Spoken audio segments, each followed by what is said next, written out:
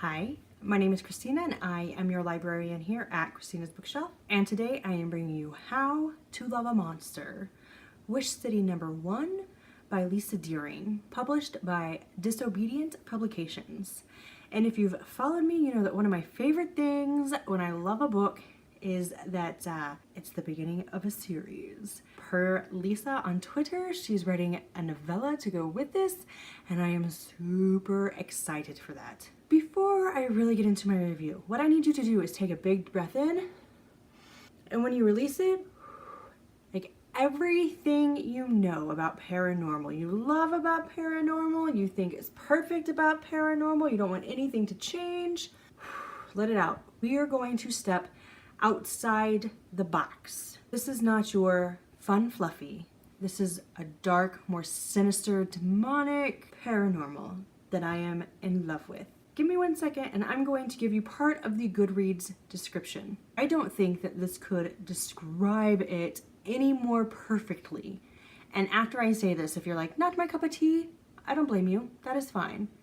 Totally mine. And I hope that I can get to somebody else where it is totally theirs as well. Part of the Goodreads description for How to Love a Monster by Lyssa.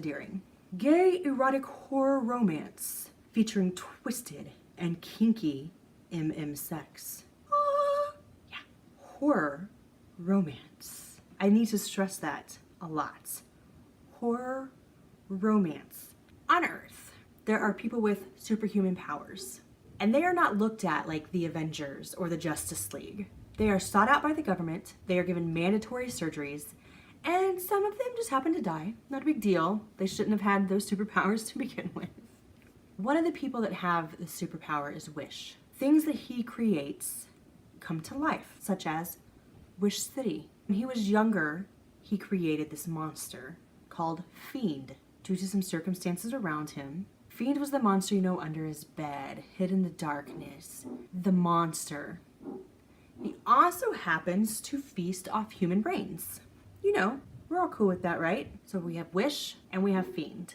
And then we have Seraphim. Now for Wish City to actually be created, that means that Wish had to have crossed over. For Seraphim to be in Wish City means that he too had to cross over. When Seraphim awakens in this new city, he realizes that he's no longer on Earth in this sterile, horrible environment. But where he's at, could it be worse? Is it better? What are we doing here? And so he seeks shelter into the first place that looks somewhat reasonable. What we get is, and this is where, once again, this is twisted, dark, horror romance. There's a love drug that is pushed within the confines of Wish City. And it doesn't make you fall in love, but it makes you feel the euphoria of sex even more. And as soon as Seraphim hits Wish City, Fiend is aware. Fiend wants to devour Seraphim's brain, but he wants to play with his food first. But it doesn't get to Seraphim fast enough before Seraphim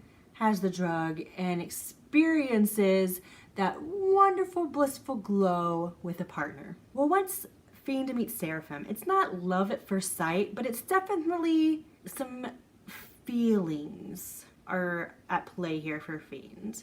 And he takes him back to his house. Wish's house. For most of the story, Wish is incapable of being there. But Fiend keeps saying, he'll be here soon. This is his house. He'll be here soon. You're gonna be well taken care of. Everything's fine. And as they get to know one another, as things kind of develop, what we see is that on the outside, Fiend looks like a normal human being, a sexy male specimen that's like all mob boss hotness because he's running this love drug business. On the inside, he's a monster. He eats human brains. So the development of these two relationship is not traditional by any sense. I mean, we're obviously living outside the realm of reality by all means possible with this story, which I thought was bravo, brilliant, well done, great escapism. There's some extreme role play that goes on between Seraphim and Fiend once they kind of get into the sexy times. That's where the twisted and kinky sex comes from.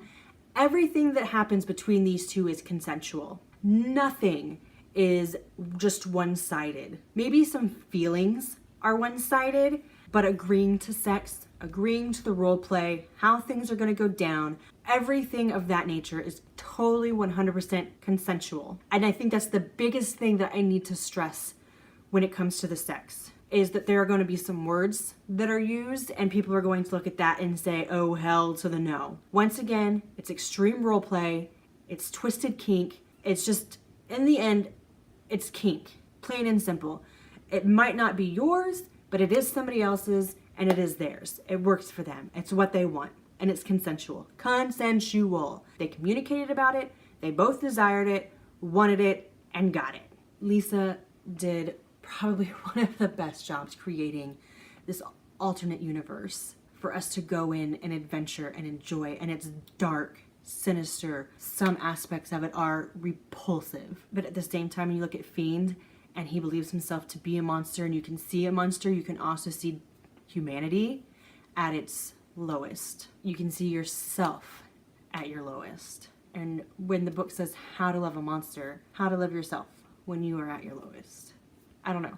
It's kind of how I took it at some points. You can take it however you feel. I am giving How to Love a Monster by Lyssa Deering 5 stars. I loved the dark, the dirty, the grime, everything. Watching Fiend go from, it's time to play with my food, I'm going to eat your brain, it's gonna be so delicious, and Seraphim not knowing that that's what's happening, to slowly clues start arriving and Seraphim kind of gets what's happening, and Fiend slowly not needing that anymore and making an actual human connection with Seraphim, and then having to grow up and make an adult decision on what's going to be best, how to handle the future. And the epilogue, oh yes, be still my heart.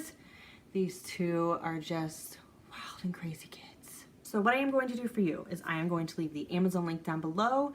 Click it and be on your way to dark paranormal wonderfulness. If you've enjoyed this review, I'm gonna ask that you help me with that YouTube algorithm and give me a like. Leave me a comment. I love to interact with all of you guys, and go ahead and hit that subscribe button. I try to get new content out every Monday through Thursday, but I honestly never know what time. And that is the magic of the subscribe button, is that you will get a notification when I have something new for you. If you like me and think this chick's pretty awesome, down below I'm going to leave stalker links aplenty. Go, click, investigate, enjoy. If you have a book or an arc you'd like me to read, or some light editing proofreading you would like done, you can request via website. How to Love a Monster, Wish City No. 1 by Lyssa Deering. Published by Disobedient Publications. 5 sinfully delicious stars. Bye. Hi, my name is Christina. I am your librarian here at Christina's Bookshelf, and today I am bringing you Fangs Like Me by Lyssa Deering, published by 9 Star Press. This book is already out, so if you enjoy my review, you can kind of skedaddle on and get it. What I loved about this is the mixing of paranormal species. Is we have Lane, who is a vampire and a noob, so I loved that we had that going on, and he's younger, so it's kind of something for like us younger folk, where we get to see